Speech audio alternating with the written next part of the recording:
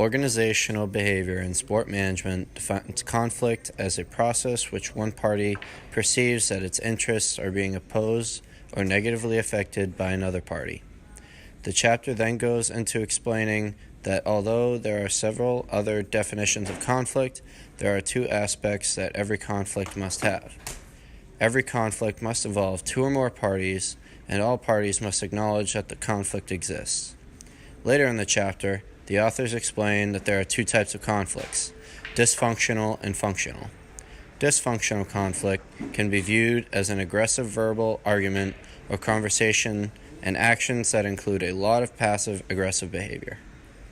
As a result, there is a decline in communication or the performance of a group, which is the last thing that a business needs because everyone within an organization is working toward the same goal.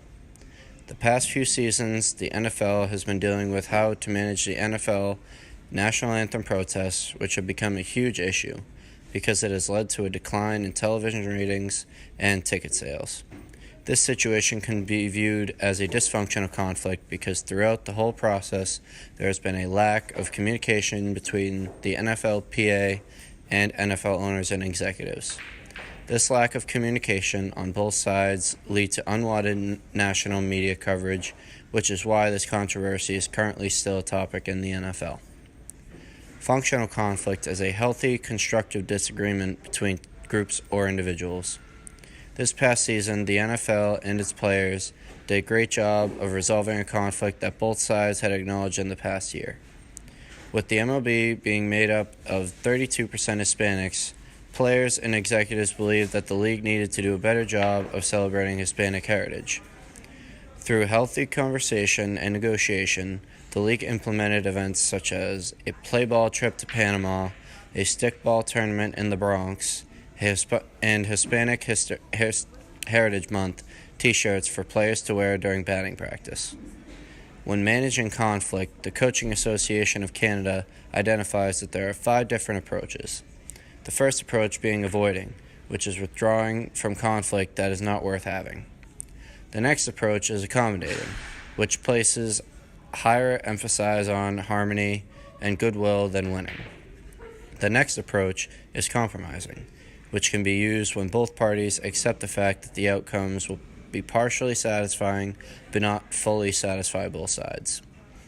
The competing approach is used when both sides take firm stands, which will most likely end in a dysfunctional conflict. Lastly, we have the collaboration approach, which can be used when both sides are open to possible positive outcomes that come from the conflict. Negotiation is a process of making joint decisions when the parties involved have different preferences. This happens in our daily lives and sometimes we don't even realize it. Negotiation skills are essential to have because of their constant use and the positive outcomes that could come if used correctly. In the November 12th edition of the Sports Business Journal, there was an example of negotiation in the sports world. When the Los Angeles Chargers organization made the decision to relocate to LA, this seemed like a good choice for them because they were going to a large city with a large population to make more revenue per year rather than San Diego. Though now it seems to have backfired on them. With the Rams already being established in LA, it was very difficult for them to grow a fan base, especially with the Rams' recent success.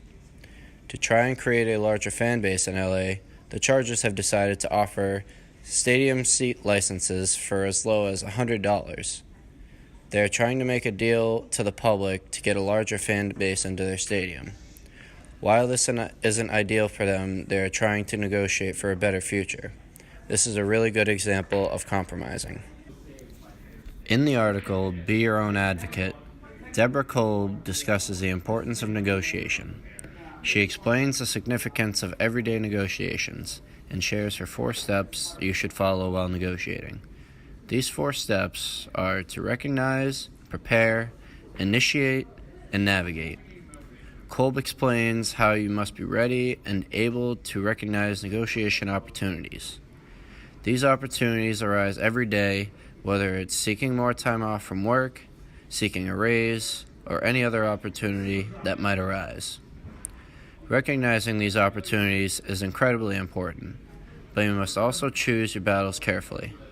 Not all fights are destined to be fought. Once a situation is recognized, you must be properly prepared. In order to be prepared, you have to go gather good information, position yourself, and then anchor your options. Once you have concluded your preparations, you can begin to initiate. Initiating a discussion on a resolution to a problem is important and must be conducted carefully.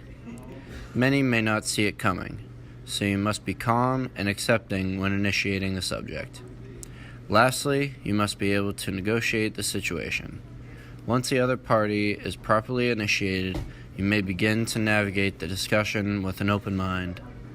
Your preparation should definitely help you begin the conversation, but you must be ready to discuss areas where you maybe were not ready to talk about. Once you both hear each other's side and listen with an open mind, then there is the opportunity for resolution and compromise.